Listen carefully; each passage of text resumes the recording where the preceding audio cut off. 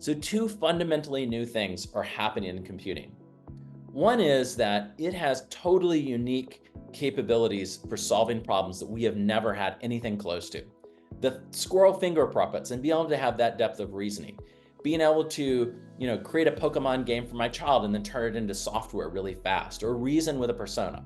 Fundamentally new problem solving and reasoning capabilities, new computing capabilities to solve problems.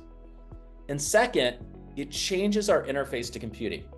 Before, you had a graphical user interface, and whatever buttons or menu options the programmer had put there was what you were limited to. So if there wasn't a button there for it, you couldn't do it. Unless you were a programmer, which you could go write whatever you wanted at great time and expense. And this is something new that can do both things. It can have the flexibility of being able to program what you want, but with the intuitiveness of a graphical user interface where you just go and express it in natural language. And it's going to completely change how flexibly we can interact with computing and how easy it is for most people to go and do really sophisticated, complex things.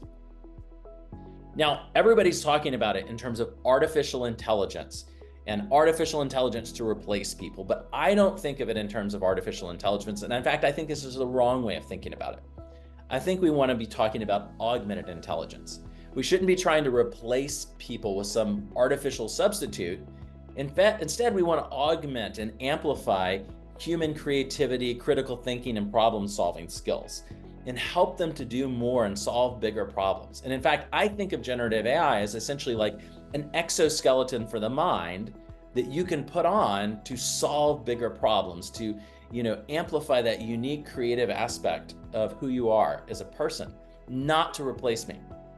And in fact, I tell students all the time, in this model of augmented intelligence, because there was so much discussion about cheating at the beginning, which I'm really upset that that was the discussion around one of the most fundamentally transformative computing technologies of our lifetime, is that we talk about it in terms of cheating on exams. This is the worst and silliest use case of it, and is completely missing how important it's going to be.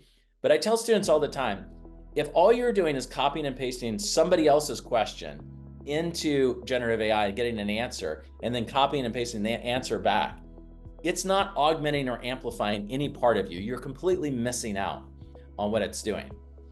But if you go and ask unique questions, if you follow up with better questions, if you take what it's producing as a draft output and improve it and follow up on it, if you think about how to really creatively guide it to produce better things, that's what it's all about. And one of the simplest ways you can do that is always have it produce multiple options for you.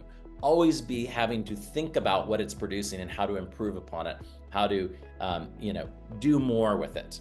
Always look at whatever it's producing as draft. And the goal of it is to amplify and augment you, and you want to make sure that you are part of that.